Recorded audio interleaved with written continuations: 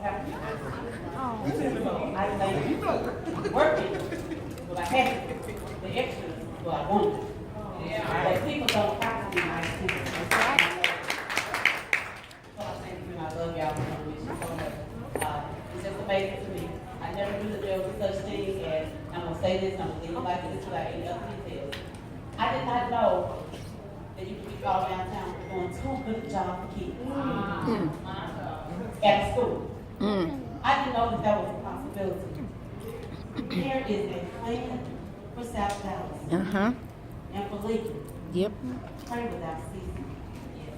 Pray without ceasing. If I can't stand for right, I won't stand for it.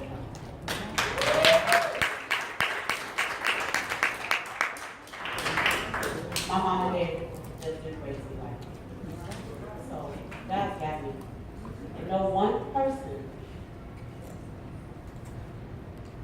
can define the organization or can keep things from happening. People want to do what they do.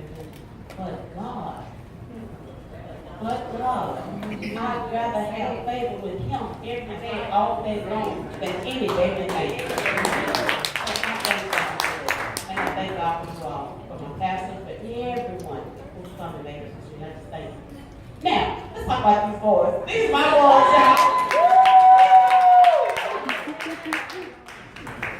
When we started, the pastor came 3 years ago. We came, I almost want to say like a pastor did. Come on, stand up to this pastor. Just wave your hand first. Because that's definitely the dynamic duo, for real. I was like, great, put step out of there and say, come on, I got you, see them right there, right there. Found a good thing. You got a good thing here, I know you know that. The pastor came over and interviewed, and I was so torn. There were two good men who interviewed for the head spot. Need Al teach too. The other man can just teach PE.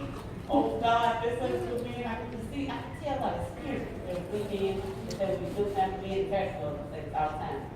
I can tell you one going to be trying to go with people, court them and run around. I can't stand that type of stuff. I said, I don't care what y'all go out there in the streets, I'm bringing that business to school. So I could tell in my spirit that they were not that type. And I said, you know what I'm saying all the time.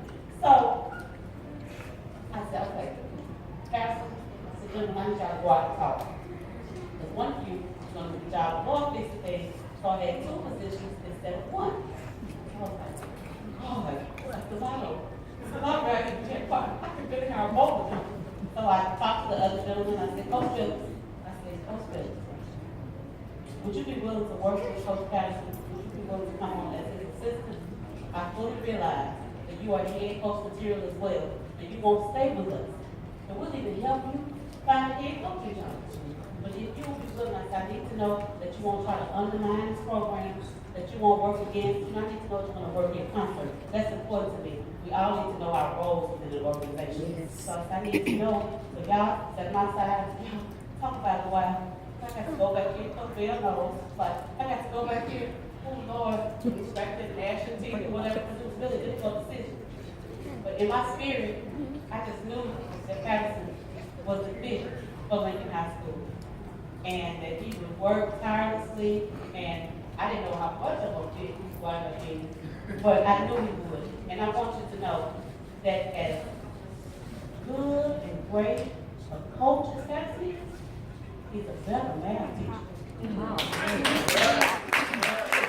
My parents say, he's state champion, and he's a better math teacher. So we did wind up hiring both of them, because Phillips did go on to lead at stay with us 1 year, and now he serves as the head coach at Will Hutchins. When Will Hutchins and Madison became available, we all called to the interview. And so the Lord blessed. Now, you know, there's a separation of state and school. You know, a prayer, that's what's in prayer and whatnot. So when the boys began the journey, Phyllis really knows this. Y'all know I really love my pastor. I really love my pastor. But he's a little farther away than Phyllis pastor is. Just going to say with institution is just right over there behind Charles Rice. I came in the day to go to Charles Rice. So I don't know what your pastor's going to do. Most pastors think they're going to do without me wearing him together. So So I said, Philip, get Pastor Atkins. I said, my pastor's just too far right now. Call Pastor Atkins and tell him to come over here and pray. Somebody got to pray with his arm. So he called Pastor Atkins and then I'll never forget this. Pastor Atkins said, let's go all the whatnot for me because people here know now I have a tendency of just, it didn't like me. So I just, just all go a long way. So it was, and I'm a believer. So I said, Lord, Pastor Atkins, I called him one day because I would go up at other times, all the time, and something happened at the school one time. I would go up by myself because I didn't want folks to know I was anointed, doorposts and whatnot. Because it's supposed to be a certain type of thing. But something happened, I got a strange feeling in the school. Just a strange feeling that I wasn't alone. Not a godly, biblical, like not alone, but like there was an intruder or something. So, and my parents always tell me, don't be going to this school, any of them, don't be going to by yourself, all these times tonight, whatnot. Because everybody, they tell me, don't put your arm over here. But I got this sense, and I flew out there. So I called Stephen Phillips. I said, Phillips, I need you to do something with me. He's like, church, with me. So I told him, he said, oh, yeah. So we developed a routine whereby when I want to pray, or go for every door, or whatever, or for test and life, whatnot, we're supposed to be, let's say, at 1:30 or 2 o'clock or something at the school. But Stephen Phillips was never at the school at the time it was supposed to be. So I would travel over, and I know everybody in Salem has to know what we're doing at this point. So I travel over to Salem Institutional Baptist Church to say, Stephen Phillips said, yeah, he has this bench he wants to sit on and all that. I never would be on the bench when he come back. Because he said I was so social. And I be out there with the people. And up there in the choir stand with the musicians. Everybody's known for being a musician. And then here he comes in. So we developed a routine. So he would go over and we would pray together. So I developed a thing with the boys. And I never knew how superstitious folks were. I never knew this until this journey. Oh God, you're even like worse than Coach Dixon. I did not know. I started to find out with girls on their turn, finding out with them. But nothing like Coach Stafford. Ooh, nothing like me.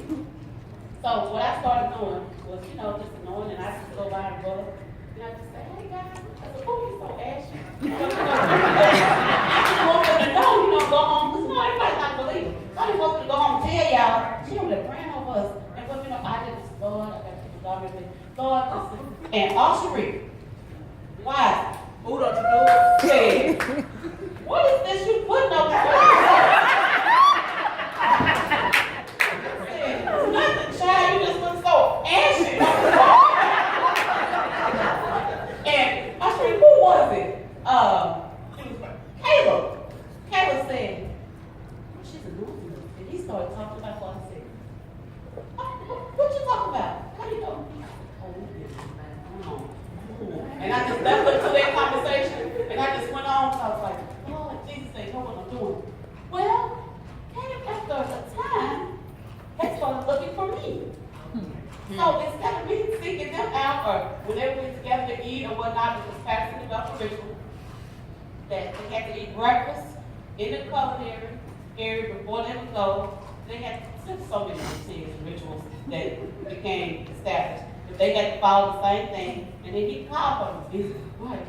So it came, especially when we got down to where I got to stay. They're looking for me. Where have you been? We've been looking everywhere for you. Where's the oil? Come on. And we're like, oh, I said, Pastor, I told y'all just come. Because I rode the bus with them, stayed at the hotel with them. I mean, y'all have no idea of this type of journey. Eat wherever they ate, whatever, because you got to eat the same. It was Chick-fil-A for them. For the girls, it was Chick-fil-A. And I said, oh, we're going to eat the same. Oh, God. So, whatever the routine is that starts the winning streak is the same routine. And I'm like, what do you think is going to happen if we go like over there to the subway? And I say subway because when I go with the track team, subway is what you have to eat with the track team. So I'm like, Lord God, I didn't realize, because that's who I am, y'all. I don't care what's going on, home is home. And then, that my husband's been ill. I thank God he's able come out with us. But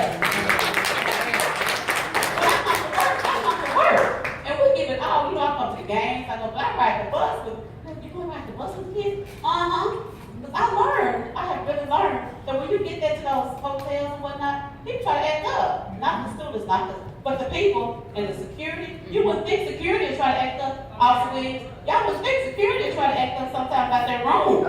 So we learned a lot of things along the way about their own room, and also who paying for it, y'all. So a lot of lessons have been learned. So I learned to stick with the team, stick with them everywhere. But when those boys started asking for me, and I get on the bus, come on, hit me, Miss Veazy, hit me right here.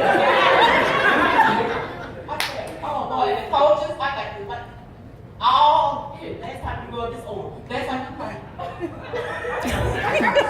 So Patterson has made me a promise as they go on the journey. I got to keep up the same type of things. He has the stash. Did you come get the stash? Okay, he has the stash of oil. So Pastor Atkins, I do thank him. I might know my pastor wife, but I always pray before Pastor Atkins. And I say, tell him I don't have the same brand as last time. Do I have to get the same brand of oil and just get other oil? Pastor Atkins, come over here. This is the last thing I'm going to say about this. We're going to get these rings. Y'all, somebody stole my oil one time. I said, what manner of man is this? How upset was I was distraught. Who would steal some blessed oil from somebody? I said, do they think it's for their hair? Or what was this? See when they stole the oil. They left the ring right there, the stain, like, you know, because I wanted a different type of blood. You know, different type. I said, somebody stole the oil. Somebody stole the oil. Call Pastor Atkins.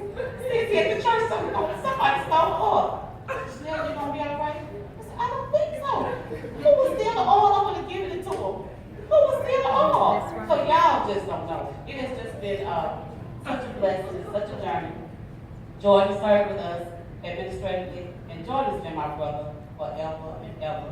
All three of us served together at Madison, but Jordan was really my brother.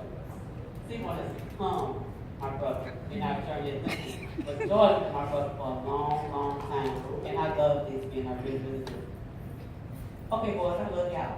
You give Patterson, and however you want to do it, Patterson.